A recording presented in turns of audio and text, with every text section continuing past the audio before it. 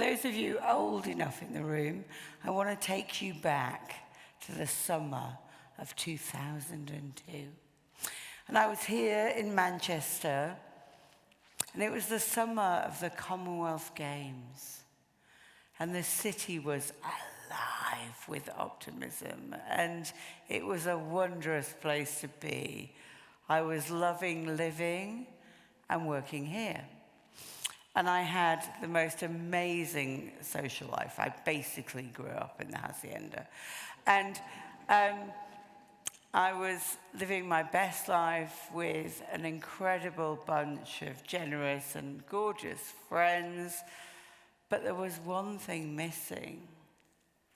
And that was, I wanted a significant relationship. I wanted to find love. My love life was a freaking disaster, quite frankly, at that point. I think maybe the 24-hour party people bit was the problem. But anyway, I decided to try this newfangled thing called online dating. And obviously these days, online dating is absolutely the norm. But back then, it was like a dirty secret, or a guilty pleasure, if you prefer. And I kind of went online, and I was on datingdirect.com. Do you remember that? That was before Tinder. And I had loads of absolutely disastrous dates. I mean, I could be here for 24 minutes, and, we wouldn't have covered half of it. But I thought, do you know what? I'm going to give this one last try. And so I clicked on this profile of this very handsome, and he's fucking gorgeous, right? Balding, witty, incredible guy. And I kept coming back. So I was bold, and I was brave. And I clicked like, because that was before swiping. And he sent me a questionnaire. And the questionnaire, he was clearly interviewing for wife role, wasn't he? And the questionnaire said, Rolling Stones or the Beatles. Well, neither. Fleetwood Mac, obviously. Jeans or a suit? Jeans every day. Who's your favourite artist? And I said, Tracy Emin, because my bedroom looks like that. And it still does, to be fair. And then it was EastEnders or Coronation Street. Well, I'm a Manchester girl. Do you know what I mean? It's get with it. And do you know what? I think I must have passed the kind of questionnaire, because he invited me on a date. And, okay, I'm an optimistic, enthusiastic, positive person. But I'm a realist, and I don't believe in fairy tales. And yet I saw him, and it was love at first sight. I knew from the moment I saw him, I was going to love him till the day I died. So we started this kind of whirlwind romance. So we kind of... He made me mixtapes. We had dirty weekends away. We had filthy fun. Sorry, Dad, you're in the audience. But we did. And it was absolutely amazing. And we fell head over heels in love. And then fast forward a year, and we're stood on the beach in Jamaica, exchanging our vows in front of our closest friends and family, and life was fucking perfect, right? And then in 2007, my beautiful baby boy, who's now also horrified by the filthy fun comment, and is here right now, burst into the world. Oh, let me get that. Oh, so that was the wedding photo. That was kind of cute. God, I looked young and hot then, didn't I? What happened? Then my beautiful baby boy, Finn, burst into the world, and we were living our best lives. We were flying around the world, having a great time on crazy adventures, but also really happy at home together. I started an events business. Andy was working for Greater Manchester Police. And at this point, I would absolutely love to say, then we lived happily ever after. But this isn't Disney, and it doesn't work like that. I got back from a work trip in 2017, and I could tell that something wasn't right. Like, he was really subdued and quiet. And I'm like, so, babe, what's wrong? And he's like, I'm sure it's nothing, but I've got these chest pains. And I knew instinctively this was really bad news. So I frog-marched him to the doctor's, and he went in, and he came out 10 minutes later, and he went, it's all right, babe, it's just stress. Now, anyone who knows Andy, and I know some of you in the audience do, know that he was the most laid-back guy ever. He was horizontal. He couldn't spell the word stress, let alone be stressed. And it was like, I'm not having this. 3 more days of chest pains. 3 more visits to the GP. And I do not take no for an answer. So I said, you do an ECG. And they did. And there, in the surgery, my beautiful husband, my rock, was having a fucking heart attack. We got blue lighted to hospital. He got rushed into surgery. They fitted 3 stents. An hour and a half later, he's sat up in bed, laughing and demanding a McDonald's, of all things. And so a few days after that, I took him home, and we were sat at home toasting our lucky escape. He was tired, so he went to bed. And I kind of followed up a few hours later, after a few glasses of wine, I'm going to be honest. And he was snoring like a trooper, right? That is the one thing I don't miss. And he was snoring like fuck, so I thought, do you know what, I'm going to go and sleep in the spare room. And I did. And then at 6 o'clock in the morning, I heard the most spine-chilling sound. It was inhuman. I went flying up the stairs, and my beautiful husband was having another heart attack. Only so much worse than the previous one.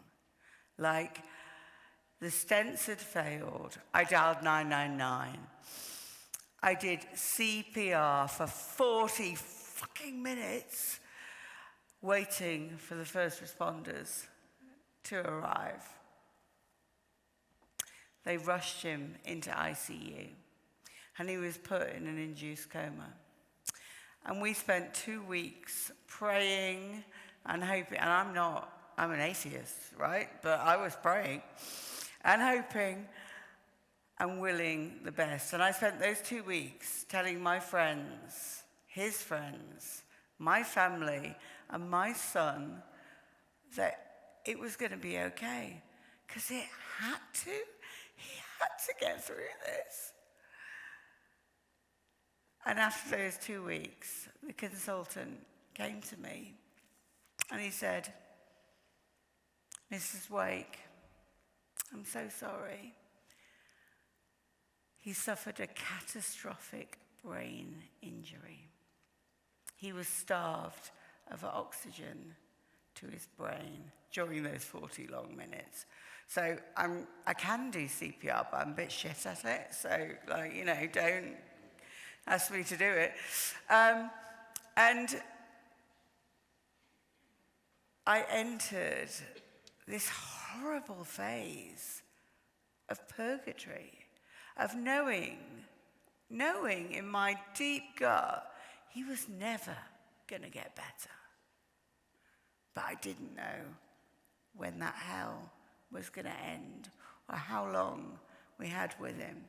And I had to go home and tell my beautiful boy Finn that his daddy wasn't going to get better.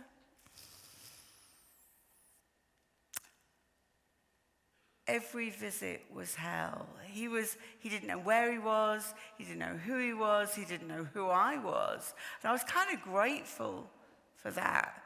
But he was also violent, he was angry, he was confused. And every time I drove there, I'd be crying my heart out and visiting him. And it was just awful. And then in 2020, COVID hit the headlines, remember that? And I knew then that was absolutely the beginning of our end. I just knew. And then on 17th of April, 2020, I got the call to say, I'm really sorry, he's contracted COVID. And he died.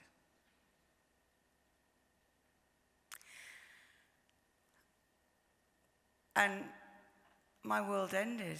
I'd lost my soulmate. I became a single mum. I became a widow. I mean, what kind of title is that? No one wants that club, do they? And losing your husband is really bad, right? Losing your husband at 49 is fucking shit. And it was the seventh circle of despair to do that during a pandemic. I couldn't see my friends. I couldn't see my family. I couldn't get a hug from my dad.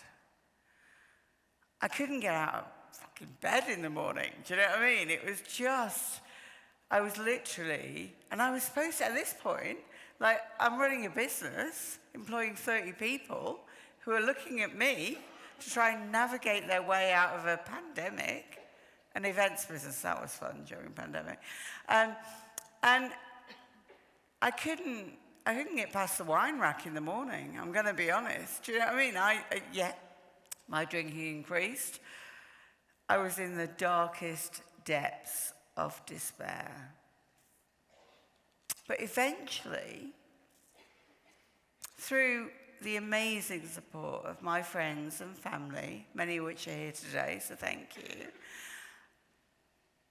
and my colleagues, I started to navigate a way forward. And I came in contact with this amazing charity called Widowed and Young. And they support people who are widowed under the age of 51. And now the best thing about them is that once you're in, you can't get out. So I'm forever young. That's always good, isn't it? And so I kind of thought, right, what's my next chapter look like? And within widow circles, there's a phrase that is about your next chapter. And a lot of you won't know, but my day job is actually running an events company. So I spend my life celebrating incredible talent in digital and tech. And I thought, well, what about if I could actually stop celebrating other people and use that knowledge to create something to help people like me? So with friends and family and networks, I cobbled together a dating app for widows and for widowers, because that didn't exist. How weird is that, right? And so we made something, and it went viral. It went massive. And we hit the headlines. And I've created this community, and I'm helping people and creating a positive change. Last week, I got an email from a couple who met on my app, and they got engaged last month, and they're getting married in October. And they haven't invited me, despite me looking really good in peach. But anyway, I'll move on. Personally, I too have started to navigate my way forward. I've met someone who I think is my next chapter. So please, keep your fingers and toes crossed for me, guys, because fucking I deserve a break, is all I'm going to say. But I'm loving creating something positive in the world and making a bit of a difference. And if I can help other people find some joy, that helps me make sense of my loss. You know, I kind of need to talk about, Liam Neeson is a really, really hot and famous widow. I mean, obviously that's not kind of why I'm into him, but I'm gonna kind of talk about a quote that he's done. I'm gonna need some notes for this, sorry guys, but you know. He says in the film Taken that he'd built a career, he'd learned stuff through his career, and he's going to help other people. And I'm here to kind of help you. If you're a widow, I will hunt you down. I will find you. And I will get you a fucking date, I tell you. And like,